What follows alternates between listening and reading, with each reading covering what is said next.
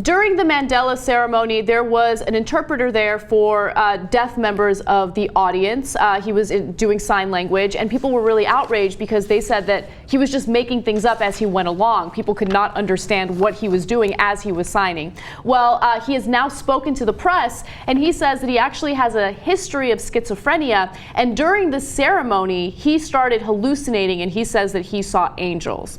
So while speaking to the press, maybe you saw Mandela. Here's exactly what he said in his words. He says, "What happened that day, I see angels come to the stadium. I start realizing that the problem is here. And the problem, I don't know the attack of this problem, how it comes. Sometimes I react violent on that place. Sometimes I will see things that chase me." So obviously he speaks in broken English, but... Yeah, it's not his native language. That's no problem, obviously. This is a disaster. Yes. His excuse made it worse, not better. First of all, let me be clear. I don't believe him. I don't believe that he knows sign language and all of a sudden started spacing there because he started seeing angels. Because every sign language expert that's looked at it said, it's not even close. It's not remotely the case. He's just making random signs. Yeah, so if you look at that video on the left-hand side, that's the appropriate way of signing what's going on, and then you can see that he just is not doing anything similar to that. Right. Look, zoning out is one thing, okay? Another thing is making up signs that don't exist, let alone that it's nowhere near what the speaker is saying. So I don't believe his excuse. But even if I did believe him, it would only make it worse. And it'd make it worse with the Secret Service and everybody else involved. He says, no. At one point they asked him in this 45-minute interview, so have you had violent episodes related to this? He says, yeah, a lot. Mm-hmm. So, okay, great. Okay, so you let a schizophrenic guy who doesn't know sign language next to almost all the world leaders. God knows what he could have done, right? Psst, total disaster.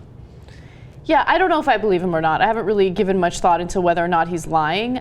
Maybe he is schizophrenic, who knows? But another thing that I found fascinating about this is you're not supposed to have someone up there signing for 3 hours straight, and that's what he was doing. You're only supposed to allow people to do it for about 20 minutes. And let's say, okay, you have no choice and you have to force someone to do it for up to an hour, right? Okay, an hour is one thing, but for 3 hours straight, you're standing up there and you're signing. If anyone should be upset about anything, it should be the people that vetted this guy, because they obviously didn't do enough. Well, that's funny. That's a funny part of the story. So they go to find the guys who hired him. Mm-hmm. Gone.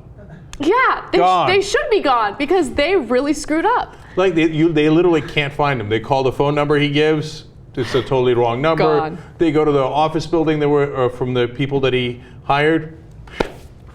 They're like the angels he saw. They've magically disappeared.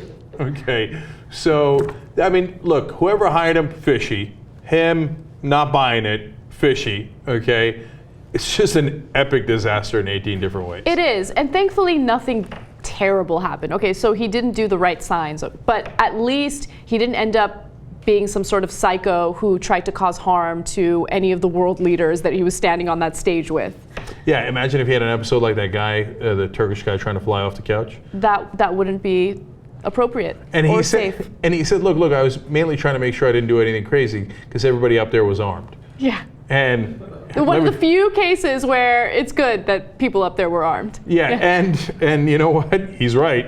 If he'd done anything like that, he'd be gone. Gone. Okay. Passed out.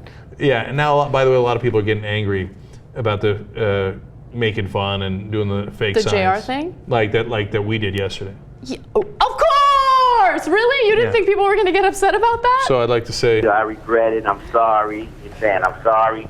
That was just my mistake and my bad. And I'm sorry.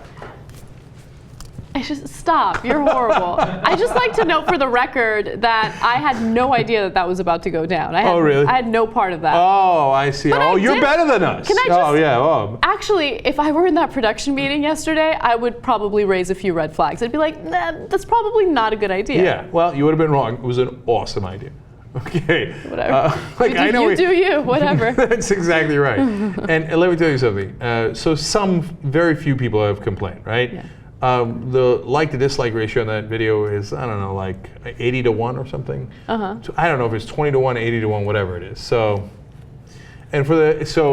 it's because we're not making fun of people who needs sign language. We're making fun of that guy. I know, but, Okay, but people misinterpret stuff all the time, which is why I don't know. Well, all right, so if you've misinterpreted what I said. Oh my God, I am totally sorry for that. Is that good enough? That's good enough. All right.